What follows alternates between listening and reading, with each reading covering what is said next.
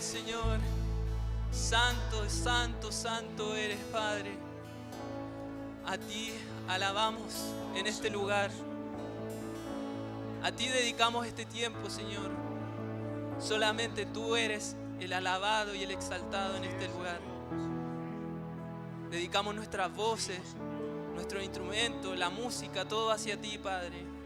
Que tú seas el centro de este lugar, que tú seas a quien cada uno que forma parte de esta iglesia alaba, Señor. Todos te alabamos solamente a ti. Nos gozamos, Señor, cuando como iglesia cantamos y alabamos tu nombre, Señor. Y te damos gracias también, porque sabemos que todo esto viene de ti. Todo esto viene de ti, Padre. Nos gozamos, te damos gracias y entregamos esta alabanza solamente hacia ti, en el nombre de tu Jesucristo, nuestro Señor. Amén. Amén. Y que tomen sus asientos y le voy a pedir al pastor Iván Tovar que pase adelante, por favor, antes que se siente. A ver, pastor, se le bendiga. Muchas gracias. Igualmente. Amén.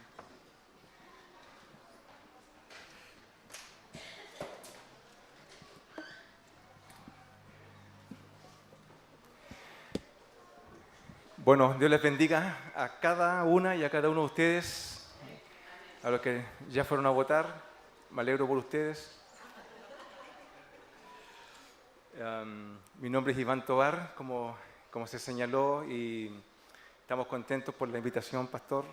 Dios le bendiga, gracias por la bendición de invitarnos para estar con ustedes hoy día, en este día especial, que siempre es especial porque es el día de la resurrección de nuestro Señor y celebramos su resurrección. Sí, un par de cositas antes. Primero, darle las gracias a los hermanos que apartaron un estacionamiento para nosotros, porque veníamos rapidito. Ustedes saben de que nosotros pastoreamos en la iglesia con un equipo de pastores y uno de ellos sufrió un accidente cerebrovascular hace unas semanas atrás y eso ha significado reordenar toda la actividad ministerial. Entonces hoy desde muy temprano estábamos en la iglesia cubriendo alguna responsabilidad y de ahí vinimos, créanme que nos vinimos volando. Si hubiéramos sacado los brazos del auto hubiéramos volado. Pero llegamos acá bien y damos gracias al Señor porque muy gentilmente nos tenían un lugar para estacionarnos. Quiero decirles, tal como el pastor lo comentó, por gracia del Señor estoy ya desde el año pasado ocupando la responsabilidad de la dirección del Seminario Teológico Bautista y los animo para que consideren la opción de prepararse bíblica y teológica y ministerialmente con nosotros. Ya estamos en el proceso de admisión para todo el programa 2025 y junto con un diplomado de salud mental que estamos dando, no para obviamente ocupar la responsabilidad que profesionalmente realizan otras personas, pero sí para acompañar. Es impresionante hoy día la cantidad de gente que tiene dificultades y nuestras iglesias no están exentas justamente de sufrir la tristeza de vivir, ¿cierto?, en situaciones donde nuestra mente necesita procesos de acompañamiento. Y a través de este diplomado, que mi esposa lo hizo este año, así que se va a graduar ahora en diciembre mi esposa. Tengo la bendición de graduar a mi esposa. Así que, y justo es el día 7 de diciembre. Yo escuchaba que tenían un montón de actividades ese día, ¿ya? Pero si alguno de ustedes se quiere arrancar al seminario, en realidad vamos a hacer nuestra ceremonia de graduación en la primera iglesia bautista de Santiago y en compañía, para quienes quieran acompañarlo a las 18 horas. Pero hay un programa en particular que me gustaría compartir con ustedes, que es un programa que lo que busca es acercar el seminario a las iglesias. El seminario históricamente se ha relacionado con personas que individualmente ponen su confianza en el seminario para estudiar y por supuesto las iglesias están detrás apoyando y dando una carta de apoyo, ¿cierto?, para que nuestros hermanos estudien. Pero este programa lo que busca es cubrir una necesidad que nosotros hemos venido visualizando desde ya hace un par de años y que creemos que es fundamental levantar una iniciativa como esta. Y es un programa de liderazgo ministerial para iglesia que lo que busca son dos objetivos: revitalizar iglesias y plantar nuevas iglesias. Nosotros estábamos en pandemia con mi esposa cuando, producto del encierro y toda la reflexión que vivimos todos nosotros, yo fui fuertemente impresionado por el Señor en ese tiempo, porque veíamos que la iglesia no solamente tenía que juntarse y reunirse, sino que tenía que multiplicarse, porque la tarea es justamente esa, extender el reino. A veces no nos extendemos tanto porque primero sentimos que tenemos que resolver las cosas en la casa primero, estar bien como familia, como iglesia, para posteriormente multiplicarnos en nuevas extensiones, misiones. Y este programa lo que busca a través de 4 bimestres, es decir, en 8 meses, lo que persigue es que hermanos de iglesias puedan construir un proyecto para revitalizar iglesias, no solamente sus propias iglesias, sino que también otras congregaciones donde el Señor los envíe justamente en una acción misionera, y también, por supuesto, un proyecto para multiplicar nuestras iglesias. Yo creo que eso da cuenta de la necesidad que está en el corazón del Señor, ¿no?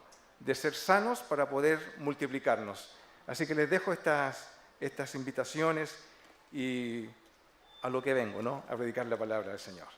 Bueno, sé que han estado hablando sobre la madurez, así me dijo mi amigo, el pastor Félix, y yo quiero, de aquí se escucha todo, ¿eh?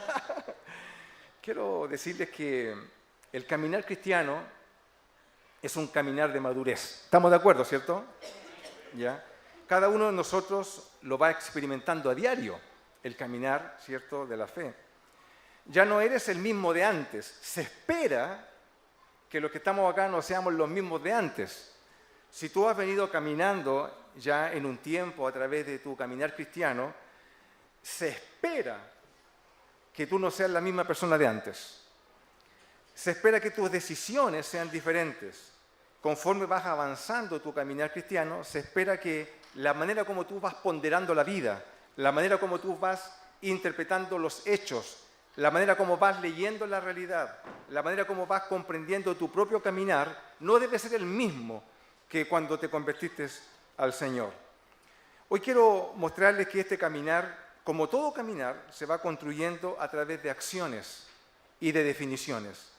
Por cierto, mi hijo cuando tenía 8 años, yo no le hubiese pasado las llaves del auto para que lo manejase, porque no tenía la madurez. Incluso si tuviese el porte para manejar un vehículo, una cosa es que tenga la capacidad motriz para hacerlo, pero otra cosa es que tenga su capacidad mental para poder, por ejemplo, hacerse responsable a conducir un vehículo. Muchos cristianos le pasa exactamente lo mismo. Llegan a la fe, empiezan a caminar, pero no por el hecho de que estén en la iglesia, automáticamente significa que son maduros. De hecho, es un proceso que se va ejecutando en el camino. Y es un proceso que tiene que ver con acciones y que tiene que ver con definiciones. Justamente en este sentido quiero llevarlos a leer un texto solamente para tomarnos de una, poder hacer una comparación. Vamos a 1 de Pedro, capítulo 3, en el versículo 8, de 1 de Pedro 3:8. Voy a leer la Reina Valera 60. En el versículo 8, el que escribe aquí es Pedro. ¿Cuántos de ustedes conocen a Pedro? ¿Amén? Estamos acá, ¿cierto? ¿O está pensando en el voto que tiene que votar? ¿No? No, estamos acá, ¿cierto? Ya, mire lo que dice el texto, 1 de Pedro 3:8. Dice, el que habla es Pedro. Finalmente,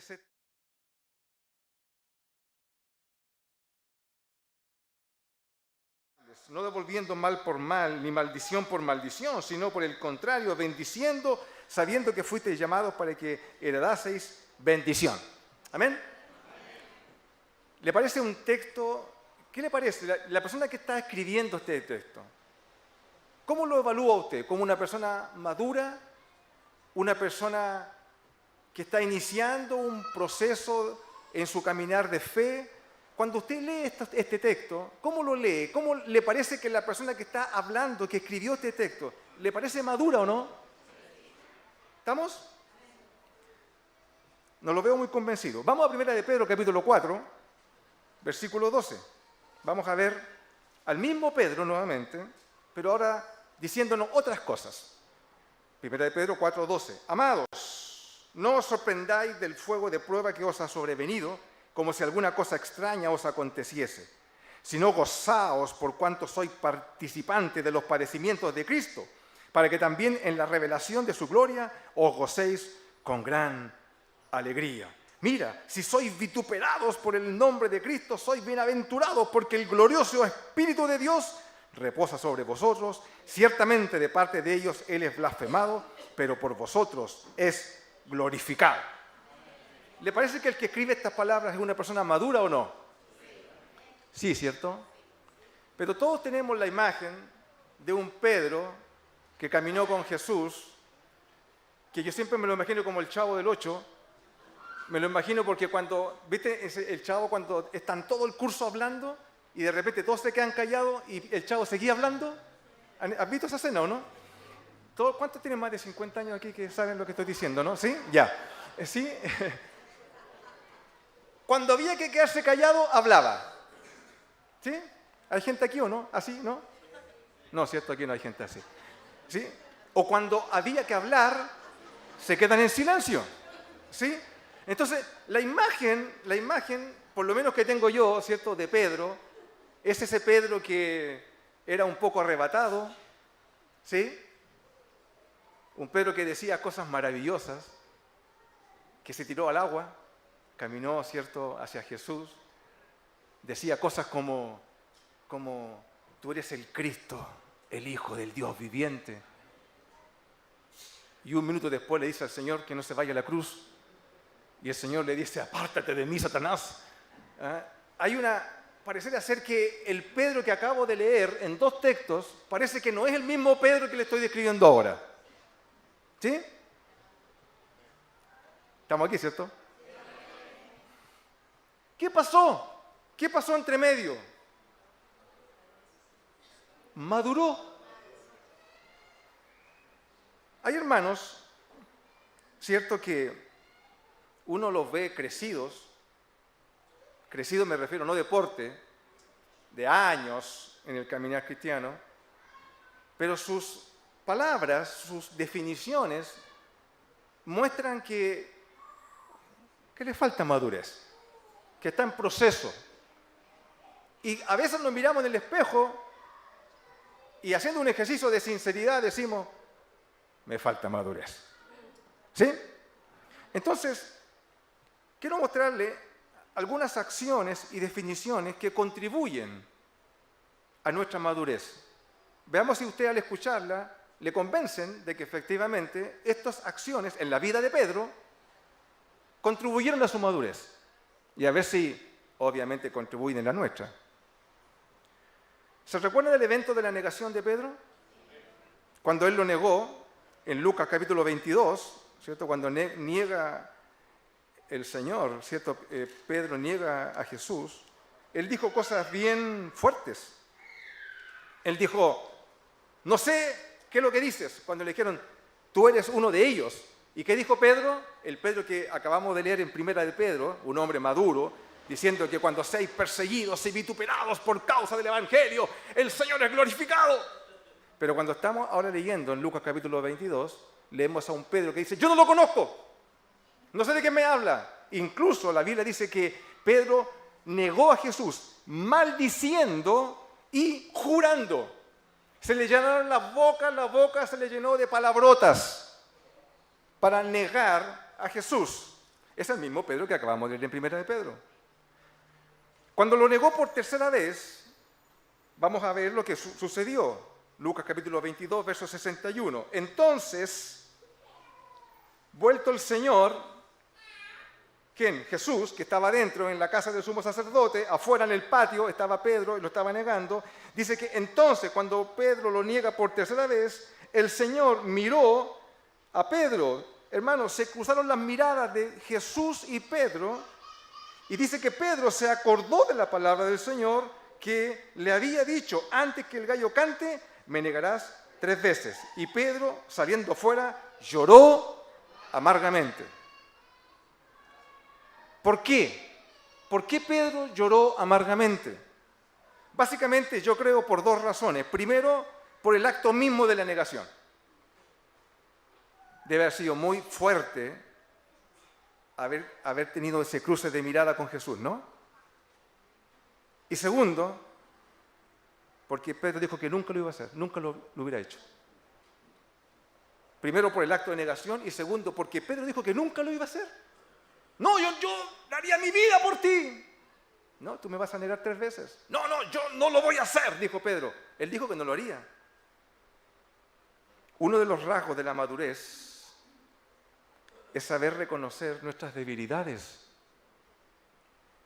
No somos tan fuertes como parecemos, ni tan completos o perfectos como nos mostramos. Pablo dice que cada uno de nosotros no debe tener más alto concepto de sí mismo que aquel que debe de tener y que debe pensar de sí mismo con cordura. Con cordura significa pensar de manera moderada, de manera prudente. Tener un concepto muy elevado de sí mismo puede ser muy peligroso. Reconocerlo es un acto de humildad. Cuando así hacemos, incluso cuando reconocemos nuestras debilidades, nos abrimos la puerta al consejo, abrimos la puerta al acompañamiento y abrimos la puerta a ser pastoreados. Yo en Bethesda, así se llama nuestra iglesia, Bethesda significa casa de restauración o casa de misericordia. Yo le digo a mi hermano, yo no soy pastor de todos ustedes. Hay mucha gente en la iglesia, pero yo no soy pastor de todos. No, yo soy pastor de aquellos que me hacen su pastor. Uno de los rasgos de la madurez cristiana es saber reconocer que no somos tan fuertes. Iba a decir bacanes, pero suena mal la palabra, ¿cierto? Me están grabando, ¿no? ¿Sí? Ya hecho. Entonces, yo creo que Pedro pecó de excesiva autoconfianza. Bien dice la palabra del Señor, así que el que piensa estar firme, mire que no caiga.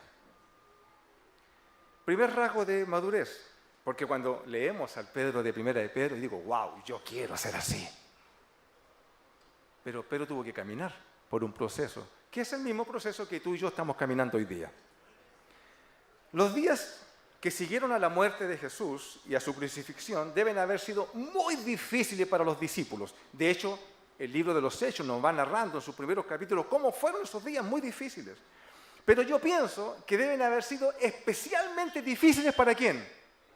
Para Pedro, porque Pedro lo negó. La amargura del día de la negación debe haberse instalado en el corazón de Pedro al punto de decir, ¿cómo fui capaz de hacer tal cosa? ¿Cuántos de ustedes, porque a mí me pasó, te fuiste a la cama una noche y cuando ya pusiste la cabeza en la almohada y viene el momento del reposo, dijiste, ¿cómo fui capaz de hacer tal cosa? ¿Cómo fui capaz de decir tal brutalidad? La amargura de Pedro necesitaba un tratamiento especial. Ese tratamiento vino de una conversación. Y mira, la página siguiente donde estábamos, en Lucas capítulo 24, mira lo que dice el versículo 34. Es un versículo que muestra como una muestra, es como un spoiler. Dice el versículo 34 de Lucas 24, dice, ha resucitado el Señor verdaderamente. Esto está en el contexto de los caminantes de Emaús. Y ha aparecido ¿a quién? A Simón. ¿Quién es Simón? Pedro. Dice la Biblia que cuando los caminantes de Emaús se dan por enterados de que Jesús había resucitado, cuando se juntan todos, dicen, se ha aparecido a los discípulos, pero de manera distintiva, el texto nos dice que se apareció ¿a quién? A Pedro. Si vamos a 1 Corintios capítulo 15, vamos a ver, ¿cierto? Que el texto nos dice en el versículo 5 así, dice que apareció a Cefas y después a los 12. El texto dice que el Señor resucitado, Jesús, se apareció a los discípulos, pero dice que antes de aparecerse a los discípulos, se apareció ¿a quién? A Pedro, a Cefas, o Simón, que es la misma persona. El texto lo que nos está mostrando es que el Señor tuvo un tratamiento distintivo, particular, singular con Pedro. ¿Se le apareció a los discípulos? Sí, pero antes a Pedro, de manera distintiva.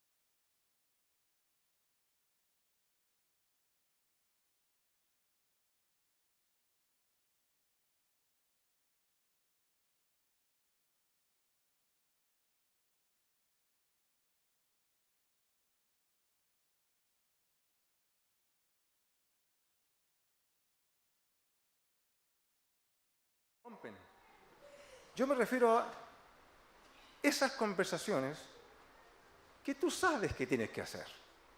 Hace muchos años yo estaba en la iglesia en una actividad donde hubo una impresión del Espíritu muy fuerte. Los que estábamos ahí fuimos muy ministrados, muy ministrados. Yo me fui a casa esa noche, cuando en los cultos era en la noche, en otro Chile, ¿no?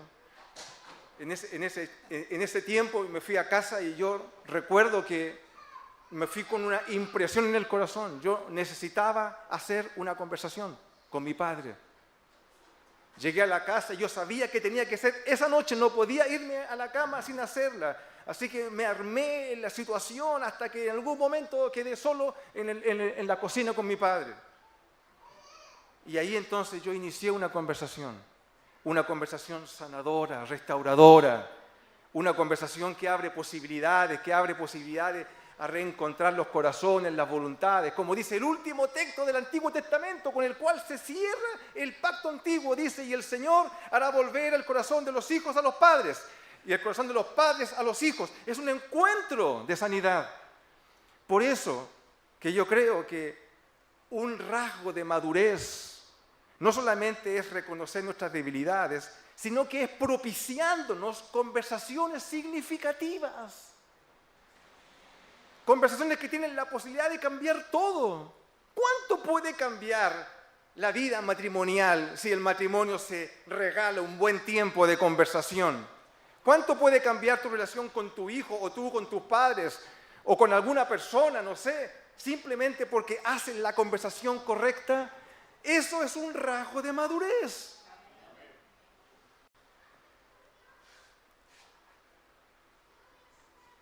Sigamos con Pedro. Porque la Biblia dice, utiliza una palabra, y aquí tengo que llevarte a Hechos capítulo 1. Todavía no nos encontramos con el Pedro que está predicando. Todavía estamos en el proceso de transición de este Pedro que está viviendo un ajuste en su comprensión, en su manera de entender todo. La Biblia nos dice en el capítulo 1 de Hechos que los discípulos estaban todos reunidos. No solamente los 12, habían un montón de otras personas que seguían a Jesús, entre esos hombres y mujeres también, y estaban ahí. Estaban todos reunidos. Todavía no venía el Espíritu Santo en Hechos capítulo 2, sino que estamos en Hechos capítulo 1. Y la palabra del Señor dice en el capítulo 1, en el versículo 15, dice así, dice, y en aquellos días Pedro se levantó en medio de los hermanos y los reunidos, que eran como 120 en número, y dijo algo. Pedro se levantó y dijo algo. Hasta aquí Pedro estaba calladito. A partir de esto tú puedes seguir leyendo el libro de los Hechos y Pedro comienza a elevarse como persona en un liderazgo espiritual sobre los discípulos. Pero hasta aquí estaba en silencio. Cuando la Biblia dice, y Pedro se levantó, uno podría entender que estaba sentado y se puso de pie, ¿cierto? Pero mira, si tú vas a Hechos capítulo 2, versículo 14, que es el mismo escritor del libro de Hechos, que es Lucas, ¿ya? Y cuando está escribiendo, no está escribiendo en español, está escribiendo en otro idioma, en griego en este caso, el versículo 14 dice, entonces Pedro, ¿qué dice? El escritor bíblico hace una diferencia entre ponerse de pie y levantarse. Son dos palabras distintas. Si usted va al original lo va a poder chequear. ¿Qué es lo que quiero decir con esto? En la Biblia se utiliza la palabra levantarse tanto de manera literal como de manera figurada. Literalmente, el acto de incorporarse es ponerse de pie, como leemos en Hechos capítulo 2, versículo 14.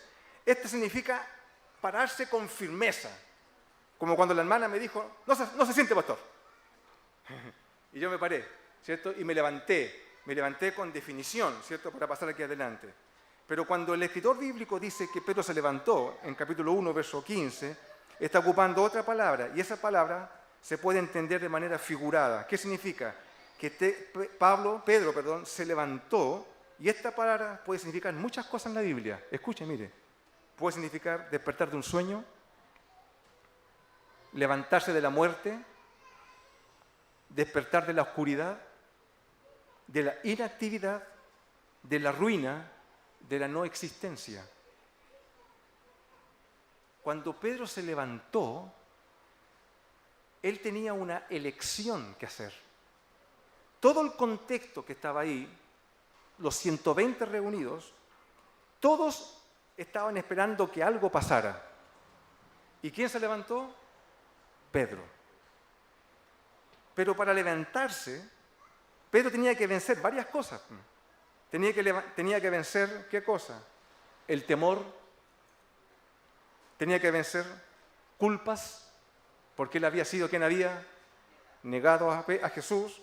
Tenía que vencer el estigma de ser apuntado como el traicionero. Un rasgo de madurez no solamente es reconocer nuestras debilidades y además propiciarnos conversaciones significativas, sino que un rasgo de madurez es levantarse cuando el contexto demanda que te levantes.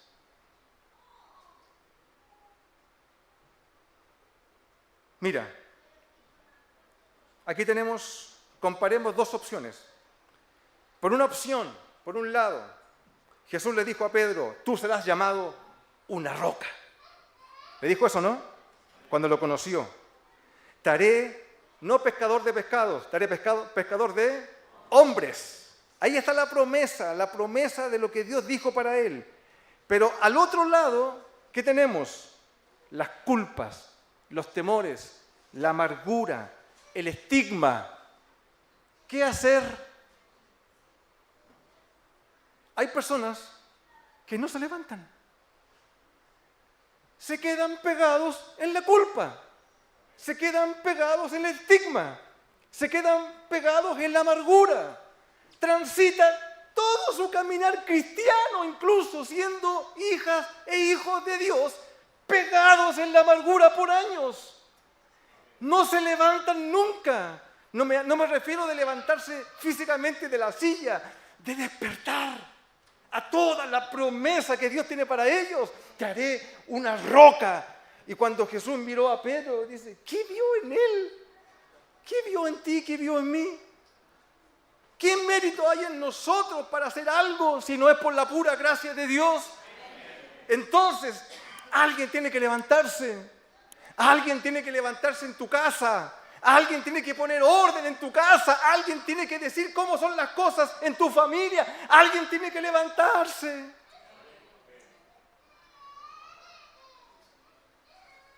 En nuestra iglesia estamos pensando mucho en el estanque de Betesda. Es una coincidencia, ¿no? Que la Biblia nos habla del estanque de Betesda, ¿cierto? Y la Biblia dice que había una historia que recorría Jerusalén, que cada cierto tiempo bajaba un ángel. ¿Han escuchado, cierto? Y que el ángel descendía y movía las aguas. ¿Sí? Y el primero que llegaba al estanque y tocaba las aguas, ¿qué es lo que le pasaba? Dice que era sano. La gente está esperando que alguien mueva las aguas. No le pasa como país, a mí me pasa como ciudadano de este país. Estoy esperando que alguien mueva un poco las aguas. Yo estoy esperando que algo pase a nivel de familia. Estoy esperando que algo pase en la obra. Estoy esperando que algo pase a nivel de la fe de los muchos y muchas hermanos. Oye, que alguien mueva las aguas. ¿Quién es esa persona? ¿Dónde está la persona que se va a levantar? Aquí están. Nosotros somos los llamados. Un rasgo de madurez no solamente es, como decía, ¿cierto?, reconocer nuestras debilidades y propiciarnos conversaciones que tienen el poder de cambiarlo todo. En una hora pueden cambiar toda tu realidad familiar. Sino que también levantarse cuando todo el contexto está esperando que lo hagas. ¿Sabes por qué? Porque tú eres el hijo y la hija de Dios. Cuando me dice una hermana, me decía una vez, pastor, es que mi marido es un bruto, mi marido. Y yo lo conocía y por dentro decía, sí, es verdad, es un bruto. Y decía, pero no sabe, pastor, no, y mal, todo mal. Yo le decía, ¿y quién tiene más luz de Dios? ¿Su marido o usted? Yo, ya, pues hermana, mueva las aguas. haga algo, levántese. Es un rasgo de madurez cristiana. Y voy a uno más, porque la hora avanza increíblemente rápido. La ocasión ahora es la visita de Pedro a casa de Cornelio. ¿Sí? ¿Se recuerdan de esa historia? Un centurión romano y gentil. La visión, luego de la visión, ¿te acuerdas de la visión? Pedro estaba en la azotea, ¿sí? Y ve bajarse un lienzo del cielo, donde habían un montón de animales, y Pedro escucha una voz del cielo que le dice: Pedro, mata y come. Y Pedro se puso a discutir con Dios, como hacemos nosotros, ¿no? También. Y le dice: no, Señor, yo nunca he entrado nada por mi boca inmundo, de acuerdo, ¿cierto?, a las leyes ceremoniales de Israel. Yo no puedo comer esto. Y el Señor dice: mata y come. No, mata y come.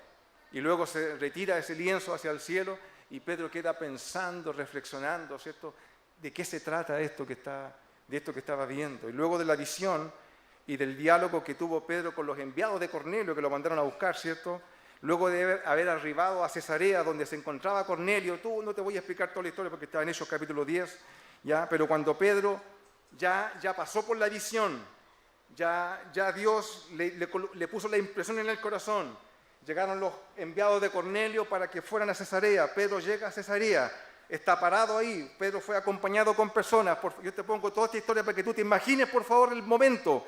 Usa imaginería.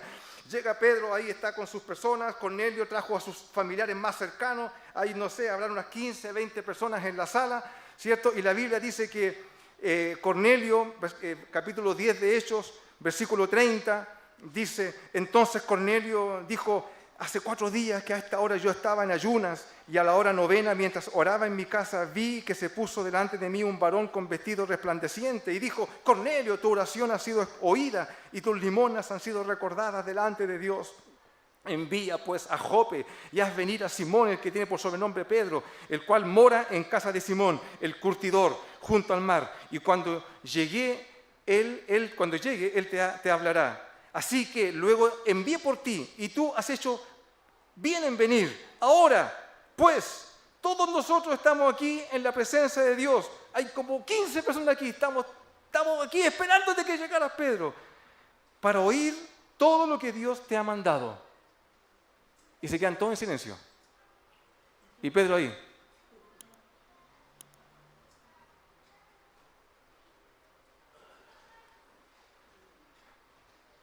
Lo que vaya a salir de la boca de Pedro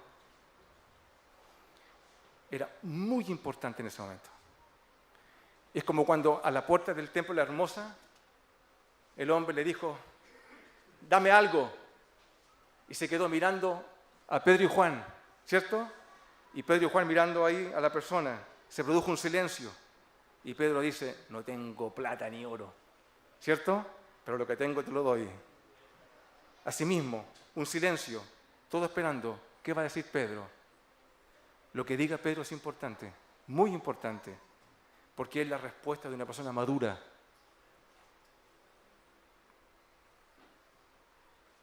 ¿Y qué fue lo que dijo?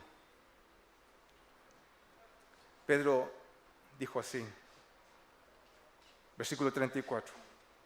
Pedro, abriendo la boca, dijo: en verdad comprendo que Dios no hace acepción de personas. Una señal de madurez cristiana es considerar seriamente que tu comprensión de Dios puede estar equivocada. Que tu comprensión de las Escrituras a lo mejor no es correcta.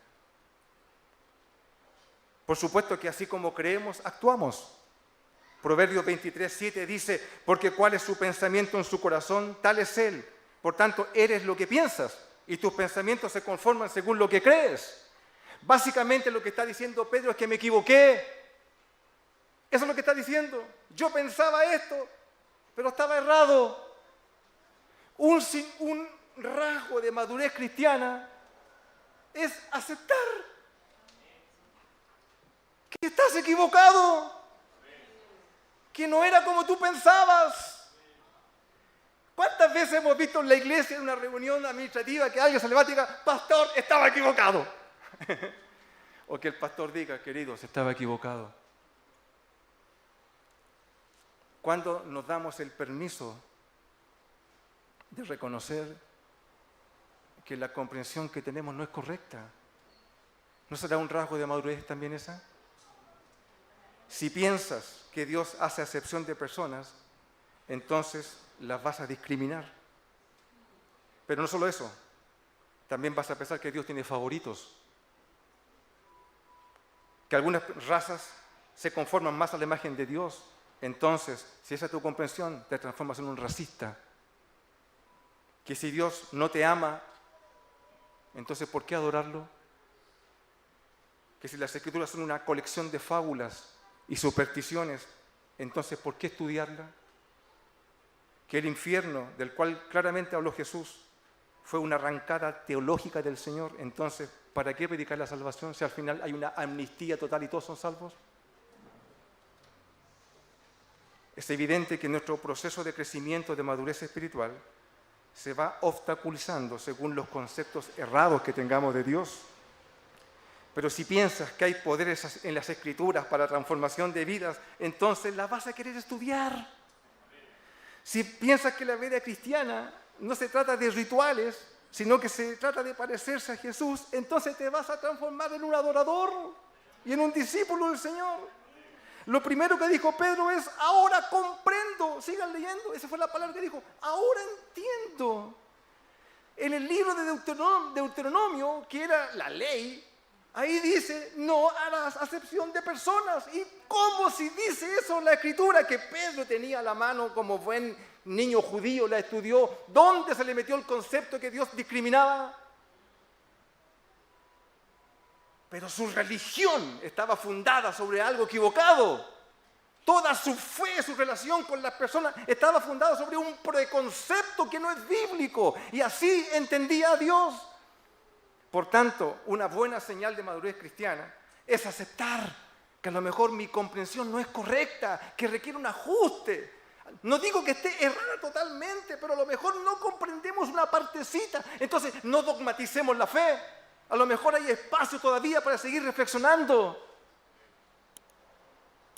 Una señal de madurez no es solamente decirlo, sino que hacerlo. Y eso fue lo que hizo el apóstol Pedro. Igual tuvo sus recaídas después, ¿no? Ustedes pueden leer el libro de Gálatas cuando Pablo tuvo que retarlo, ¿no? Enfrente de todo el mundo, porque todavía seguía haciendo acepción de personas. Pero cuando lees al Pedro, en primera de Pedro, como leíamos, ¿qué es lo que leemos?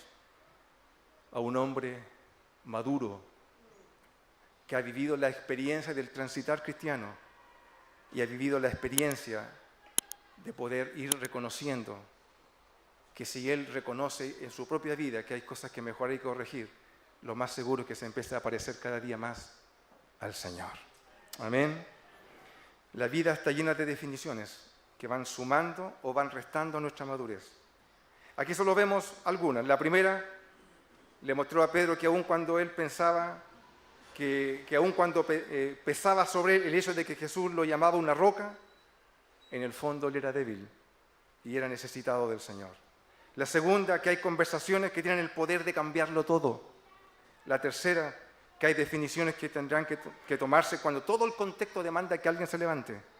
Y por último, que nuestra comprensión puede necesitar quizás más rodilla, más doblarnos delante del Señor y que el Señor comience a hablarnos para reconocer lo que nos quiere decir. ¿Nos ponemos de pie? Amén. Para que oremos.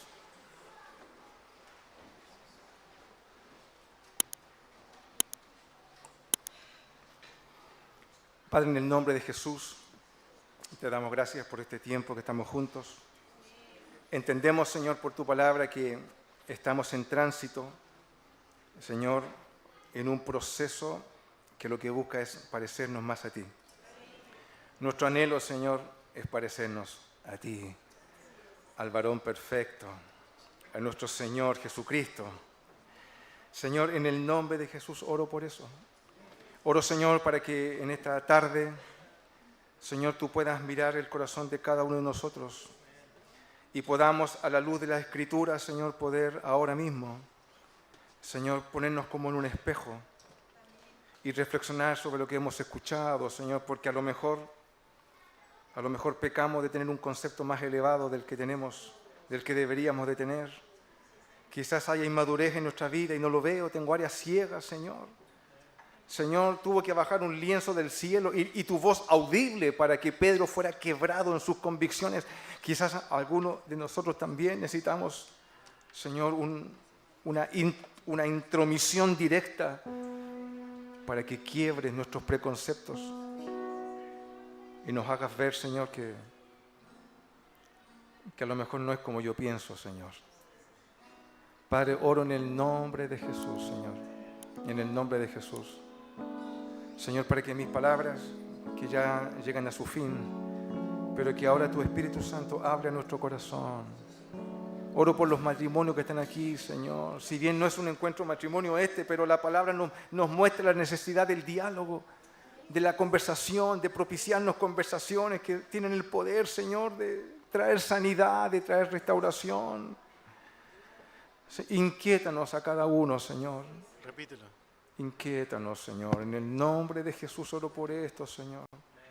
Y permite, Señor, que ponderemos cada una de estas palabras y podamos transitar con determinación en este caminar tan bello, Señor, que es caminar hacia una madurez mayor. Gracias porque nunca seremos completamente maduros. Gracias porque siempre, cada día, te seguimos necesitando, Señor.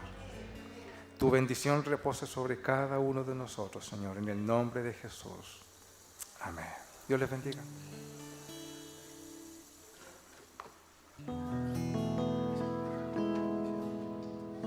Damos gracias al Señor por la palabra expuesta. Y sabemos que la palabra toca nuestro corazón, ¿cierto? Ahora ser hacedores de esta bendita palabra. Gracias, familia pastoral, Gilda, Iván, gracias por acompañarnos. Una bendición para cada uno de nosotros. Le mandamos saludos a Bethesda, ¿o no? Sí.